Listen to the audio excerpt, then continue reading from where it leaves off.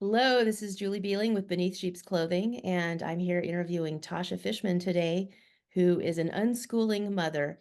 And we're just going to talk about what unschooling is, how her journey to going from having her kids in the regular schools to being an unschooler, and how she helps other parents to be able to break free from the chains, I guess, if you want to call it that. So for Yeah. joining me, Tasha. So yeah, so I got to talk with you about a week and a half ago and really interested in what you're doing. And, we're trying to find people who have different pieces of the puzzle with education to help parents to have the tools they need to be able to, exit from the school system. And I'd love to hear your story Mhm. to start with. Well, thank you for having me, Julie. When I saw your trailer to Beneath Sheep's Clothing, it's just was completely in resonance with the message that I'm sending out. But, it's great to be able to sound the alarms, which is what we need to do for people, especially those who are still sleeping under that rock. But it's also just as important to create solutions. And so at some point in this last 4.5 years, I got tired of also just being like the alarm ringer. And I was like, I gotta really start building something here for my kids. So basically, I was just your regular, I call it matrix mommy back in 2020. Pandemic happens. I was schlepping my kids to and from school and to outsourcing them to all the coaches, doing all the things, running around, exhausted. By the time we're reading books in bed because we're supposed to and doing homework, I'm half asleep. It's just on and on. Just the regular mom, right? Didn't question the school system. When would this kids would miss the bus, they'd say, "Oh, mommy, can we stay home? Can we, homeschool us?" And I'd say, "Oh God," I'd think over my dead body. Let's go get in the car. I got to take you there because, like, honestly, like I was like, how would I ever do something like that? I mean, I loved my free time. I loved my work. I worked with my husband. We had a family business. Like, this was my time. Like, are you kidding me? Like, no, no. So my world literally had to turn upside down, which it did for most of us with COVID, for me to have be open to a change, right? But it was very painful. It was very painful. But the pain wasn't as bad as what I had a spiritual awakening in May 2020 of everything that was happening and the hysteria with COVID. And I knew that it was a dangerous environment for my kids and I didn't want them there. So, like Tony Robbins always says, you have to burn the boats to get to the island, like where you just zero, you have no other option. And so a lot of parents come to me today, and they want to know, like, well, what about this? Or why don't we try that? Or what about this? And it's tough love, but like, honestly, you have to understand the magnitude of what's going on right now in the school system for you to get to the point where you're like, I don't care what I have to do. We're just not going to do this. Right. And so that's where I was way back in May 2020 when it was hell and everybody was trying to do homeschool at the kitchen table with their teachers online while they're working and we're all on lockdowns. So I knew that everyone was going to be thrilled to get back those kids back on the bus come September 2020, but I wasn't, and I wasn't doing it. I was going to be the best homeschool mom on the planet. It was going to be so awesome. They love they're going to love their teacher. I just emulated my kitchen just like a classroom. I bought everything from the Scholastic stores. I was all in. And I get there, and my husband's like, "You're crazy. Like, you're going to want to kill yourself." And I was like, "No, this is going to be great. It's my new thing."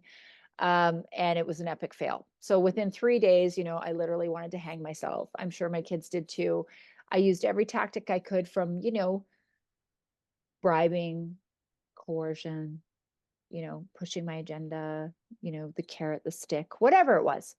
So anyway, I have this other spiritual epiphany because I had gone to the later on, once I got to the trucker convoy, all of this is coming together.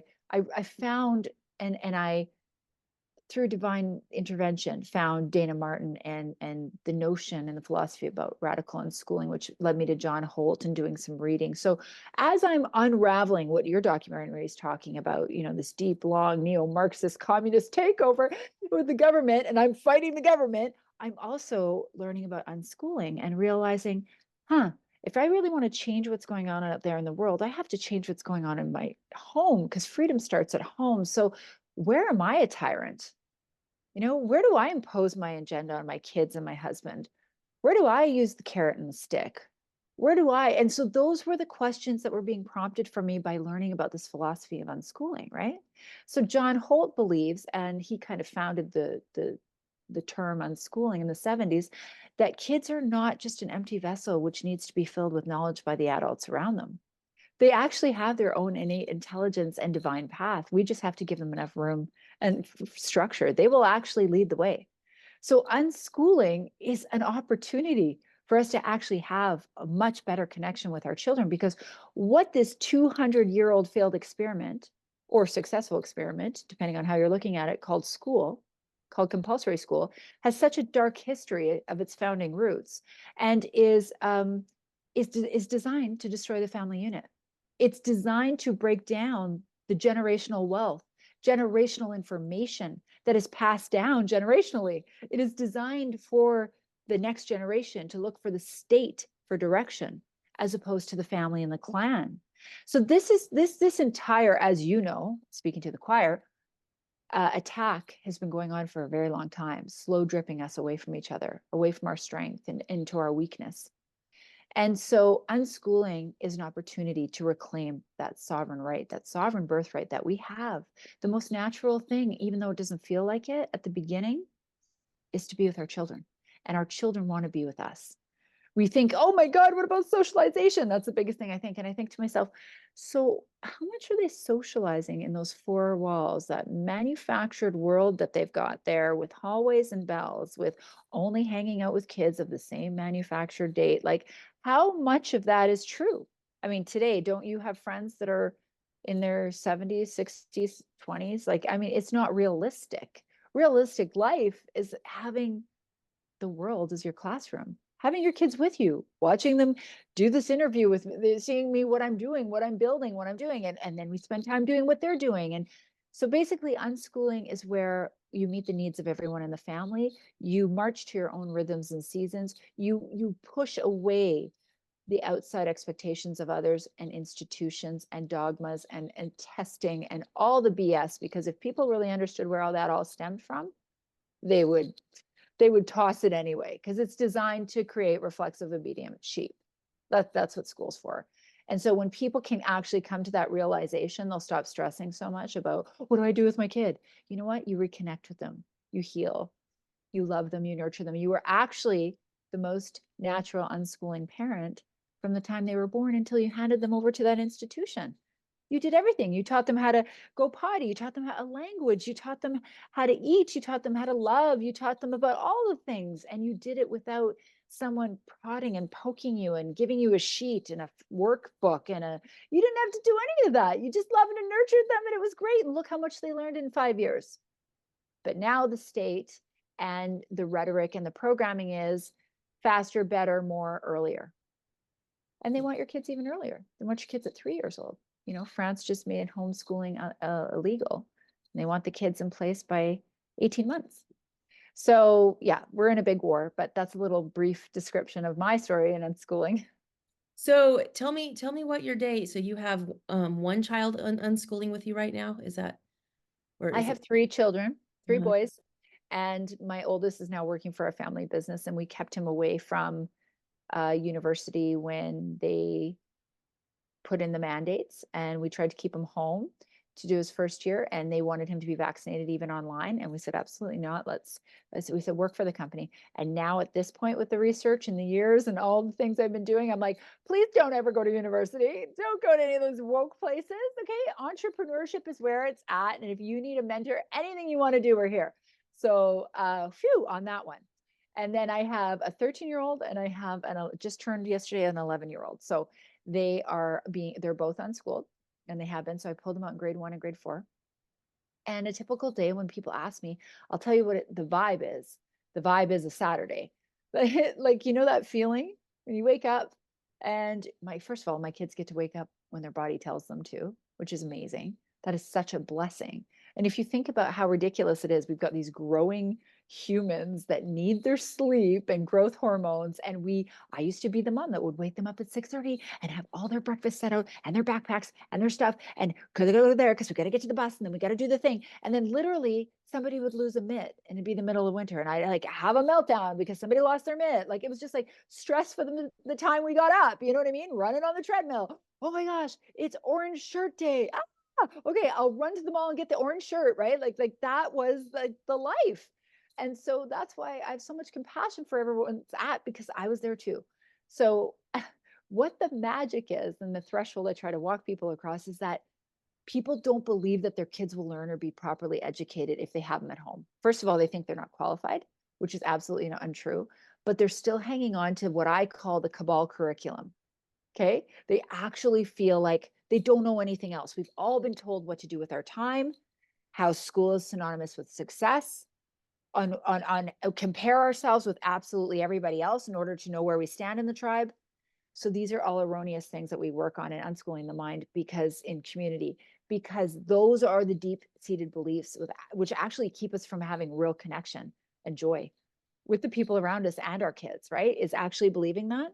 And so once you start to see like, oh, my kids are actually learning. They're actually wanting to read because they're playing Minecraft with their friends right now, or they're playing a board game and they don't know how to read that. And that's and now he's asking me, okay, this is a great time just to kind of step in. And like everyone has a hard time letting go because we're in a society of better, faster, more, earlier, right? Yeah. It's conditioning. So it's a huge mindset shift. It's not for the faint of heart. People think unschooling is synonymous with uneducating. Couldn't be further from the truth. But it's finding those pockets when they are interested in what they're interested in. So, like, typical day. I have two different kids. They're two different learners. They have two different interests, right? We're skiing families. So 4 months out of the year, there's 4 weeks, 4 days a week, they're skiing. One was on the racing team. So there's a lot of that going on. In the summer, we've got other interests. My one son now wants to be in football and really work on that. So we're a very active family, very outside, very active, very sports, fitness, that kind of stuff. And we do it together and we do it separate and we support each other. In terms of academics or what they're doing, my youngest was feeling like he was ready this year to do some math. Like he didn't for years. And I was like, why would I push him to do math? Math and reading are just tools that humans use to do something else. So this is what the difference is between forced learning, right? And intrinsic motivation. And there's so many studies on this of like there was once an unschooling school and the kids were ready to learn math and they said, okay, we're ready to learn math. So the teacher said, well, are you sure? So they did a contract. Okay, we're gonna have a teacher come in for half an hour, 3 times a week. But if you guys don't show up or you're not interested and you don't want to do the thing, then we're gonna call off the contract. And the kids were like, no, we're serious. We want to do this. We're doing it. So because it was them that called it on, they literally finished the entire year within 8 weeks. And those teachers went to regular teachers and said, is this like, look at this. Is this real? Like, look what's happening here. Look what we were able to do. And some of those teachers said, 100%, try teaching kids that aren't ready to learn. And that's the thing. Think about yourself, Julie. If I said to you, listen, I need you to finish by the end of the month this book on mechanics. And then I need you to reread it to me and tell me all the parts. We're going to do a small quiz, little essay. And I mean, you're in the middle of creating a documentary, like life-changing work that you're doing, why do we think everybody needs to know everything of the same stuff? Why, when somebody has a weakness, we have to focus on that weakness? Why aren't we focusing on their gifts and talents and interests and passions? Why do we not focus on the light and the things that light us up? Because I'll tell you what, my son having his bar mitzvah in 4 weeks, it's been 2 years of study, learning another language, Hebrew, studying, singing, learning the Torah. I said to him at the beginning, because I was going through my awakening and doing all this, you don't have to do this. I'm probably the only Jewish mom on the planet that said, you don't have to do a bar mitzvah if you don't want. We'll just do a party. Okay. And this is I'm probably the only unschooling Jewish mom. Let's be real. I don't know. Maybe if there's some out there, get a hold of me. But so I said that, and he's went and thought about it. And he said, you know what, mommy, I really want to do it. Well, oh my gosh, I've never asked him, hey, did you do your homework? Or da, da, da. He's just doing it. And he's doing it full on to the point that the mentor said to me, we've never had a student like this. He didn't even know Hebrew before. He's the best singer we have. He's this guy. He's that. That's not because he is the most brilliant in the world. No, it's because he had choice. And when children make good choices for themselves and they're empowered to do so at home, they empower themselves and they have energy behind it and they give it their best. And that is not what we have in the school system. It is the opposite. That's definitely a leap of faith to do that. I mean, I've been homeschooling my son since the fall of 2020 when he was going into first grade. There was a mask mandate, and I was like, absolutely not. I'm not sending my six-year-old to school for 7 hours a day in a mask. Yeah. So that's when I started homeschooling. We had kind of a slow start to it, trying to figure out what we're doing. Um, and then I did put him back in school for a time. Then he begged to be taken back out. Um, and we do academics like 3 days a week. But yeah, it is pulling teeth some. And my son is very motivated. He has an engineer's mind, and he does like math. But I do struggle. Like for me, I part of me wants to experiment for one semester with the unschooling to see how it goes. And then part of me is like, man, I would feel like a negligent homeschool mom if I did that. Yeah, no, I totally get that. But I would counsel and I would say advise you to do a calendar year. And it's really more about your mindset. And that's why we have community. We work through that stuff because I was there. I was exactly like you. And thank God for people like Dana Martin and people that I could hang on to as my lighthouse when I was in those moments of like, are you sure I'm doing the right thing? I don't think they're learning anything. What do I feel like I'm a bad mom. Like all of this stuff is just programming. Your kids, not learning is the most natural thing ever. And if you actually observe your kids, which most of us as parents don't have time doing because we're busy paying like taxes to the pirates and the thieves, and we're running around like, chickens with their head cut off.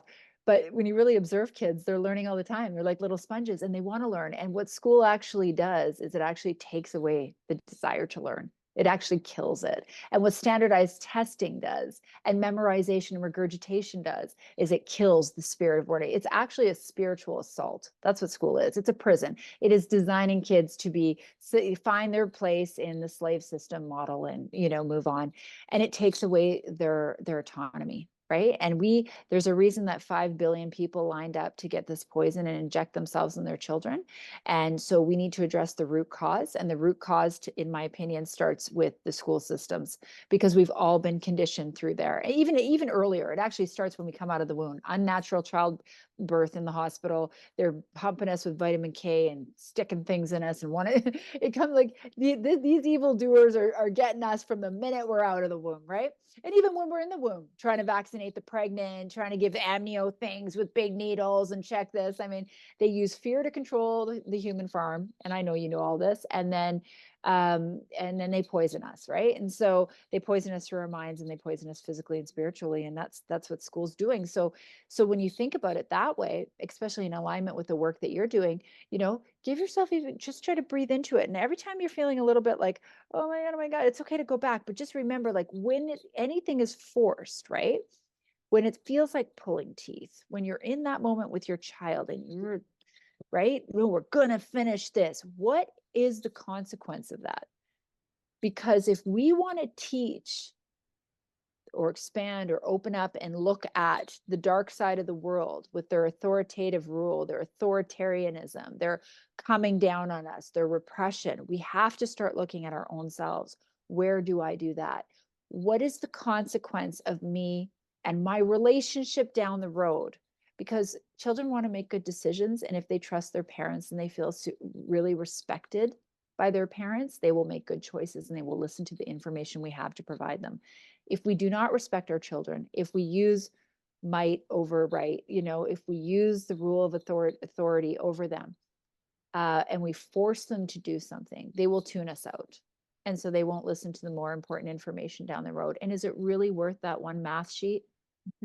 Like, is it really worth that cabal curriculum that they've set up anyway? When your son or whoever is, our children are ready to learn the thing that they need to do to go do the thing they want to do, they're going to do it. I have tons of kids who've done the K to 12 math in 3 to 6 weeks, trying to apply because they decided they wanted to be a vet and they've never stepped a foot in school at 16. Like, so it's an illusion, this illusion that these things need to be done this way, or I'm a bad parent if I don't. And this is a reclamation of our sovereignty as a family unit, not marching to the beat of outside expectations or a timetable set by what? Who controls the school system? The Well, government. Do yeah. we trust the government? So why would we entrust anything that they're imparting on us to tell us that our kids need to know or need to do or need to behave like? I'm sorry, but in my opinion, they're the enemy. And whether the people that work for Death Star Enterprise know that or not, they're working for the enemy. And I don't need any of that. We're gonna be good. Thank you. Thank you. You keep yourself over there. So I have another question for you. What Yeah. would you say to people? And then I have this thought too, that our children need to learn how to work hard. And Mhm. so giving them, doing unschooling would teach them to be lazy. What would you say to that? Oh, absolutely not. Kids have time to be kids in the unschooling lifestyle. And children need time to explore the world through play, through interest, through maybe connection and relationships, through modeling by their parents. But they don't need to be bogged down with a bunch of stuff and learn how to work hard. That will come when they're inspired. I see it all the time. My one child, like I just said, just put himself through the entire bar mitzvah thing, and I didn't say a word. And I didn't say a word. And I mean, he's out there doing, he said, Mommy, I want to see if I want to do 3 classes this year to see if I'm as smart as the kids who don't go to school. And I was like, sweetie, you are so smart and you've been doing this, and all these outcomes, and we've been traveling and da da da. Well, I just want to see. So he did math, science, and English, and he's in the 98th percentile. And he did that for himself, not because I said. And so work hard comes when you are lit up. Like, look how hard you had to work to write that book, right? I mean, that is a natural thing. But you had a fire in you to do it, right? Our Yeah. kids are the same. And it's crazy that we think that these little humans are any different than us because we've been trained to train our kids and we put them on the lowest totem pole of freedom. Kids want freedom above all else, just like we do, just like we're fighting for. And we need to start putting that into perspective, especially if we want to raise a generation of kids who are critical thinkers, who have a moral compass that can't be compromised or bought. We have to start empowering them at home to say no to even us. That's the biggest thing that, parents need to wrap their head around. You're not lazy because you don't want to do what your parent or some teacher wants you to do. You just don't want to do it. It's actually that simple. The kids that are lazy, quote unquote, are the ones that are schooled all day. They're exhausted. They have anxiety. They've been in fluorescent lights. They've got tasks up to here. They got homework to do, and they don't want to take out the garbage that you just told them to take out. And they're lazy. Are they? Or do they have no choice and no freedom in their life? Right? Think about that.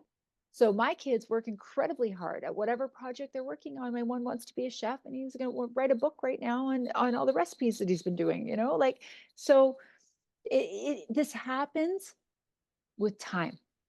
The key is to give yourself the time and work on your own mindset. You want a better relationship with your kid, work on yourself. You want a better relationship with your business, work on yourself. You want a better relationship with your spouse, work on yourself. That's the key to everything, right?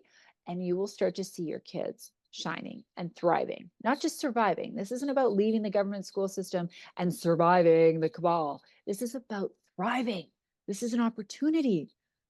It's exciting and it's freeing. That's really inspirational to hear everything you have to say. It definitely challenges some of my long-held viewpoints. I mean, I was one of the kids that did really well in public school. And Mhm. I also had an above average public school experience way back, in the 80s and early 90s. But I will say this, I became an entrepreneur around age 30, and I had to unlearn a lot of things, and I had to, it took me a few years to be able to be self-employed because I was so used to being in this grid. And being self-employed, public education does not prepare you. Also, I have 2 master's degrees, so I even took that even further with my higher education. People Mhm. with 2 master's degrees and PhDs, um, they struggle the most with entrepreneurship. I've seen a Totally. study sharing because you have to unlearn again a lot of things. So, but then I have been an entrepreneur now for since 2005. So it's been about 19 years. And so I have unlearned a lot of things, but yeah, it's definitely, gall, it's going to be interesting. I have a very strong-willed son, and on his own, he wants to follow in my footsteps. He wants to write a book, he wants a website, and he is filming his own documentary on my iPhone right now. His own film, I should say. Amazing. And he actually has taught himself how to code. He has an engineer's mind. And then he also wants to do the lemonade stand thing. He did a lemonade stand about a month ago and made a bunch of money. and people were giving him, Amazing. like Amazing. neighbors were giving him a bunch of money. Um, but I have still felt tethered to the whole curriculum thing, even though we only do really academics 3 days a week. Yeah, you've given me a lot to think about. And I think there's a lot of truth in what you say. And I think I'm ready to experiment with some different things. What would you tell parents? Like, where can they find you? And I know that you're putting together, you have courses and you have various things to help people. Tell us what all you have to help support parents.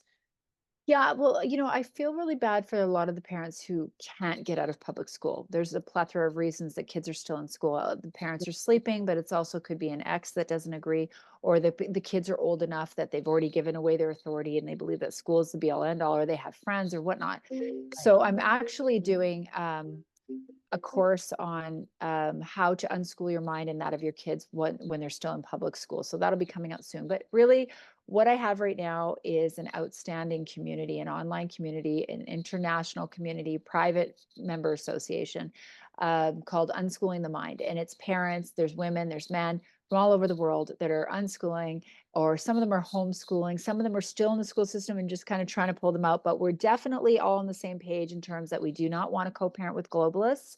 And we know that there's major shifts coming down the pike, and we want to prepare ourselves, empower ourselves, and be the best parents we can be and empower our children. So we have live coaching 3 times a week. We have guest experts come in once a month, and we share resources and suppressed information on all the things: health, parents, what's going on in the world. And it's actually really great because we have people in France and UK and South America, and we have Mexico. And so we kind of get the pulse and reading on what's going on in the world too, in terms of homeschooling laws, what's happening, here and there.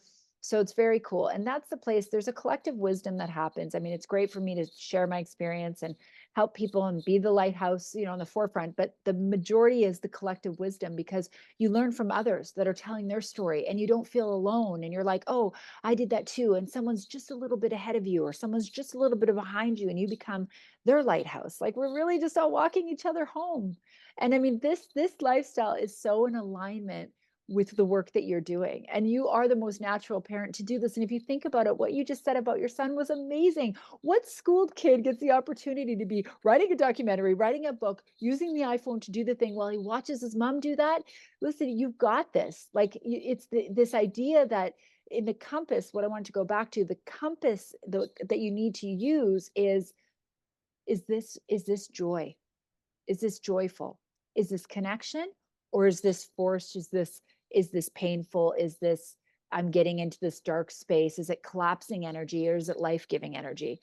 And if it's that collapsing energy, it is the same energy that we're battling with our government. Get away from it. If he doesn't want to do it, he'll do it another time. You don't need to, like, well, then you better do it after you eat your broccoli. All that stuff just like ruins our relationship with our kids, which is why they call it the teenage years, the horrible teenage years. Well, I can tell you, I've worked with hundreds of unschooling families who have teenagers, and though that doesn't happen in the unschooling world, because the children's needs are actually met, and the parents, and they're heard and valued. You want to teach diversity, equity, inclusion in the non-inverted demonic style? Do that in your own family, whether it's just you and your son, whether it's you and this and the dad, and do that as a family.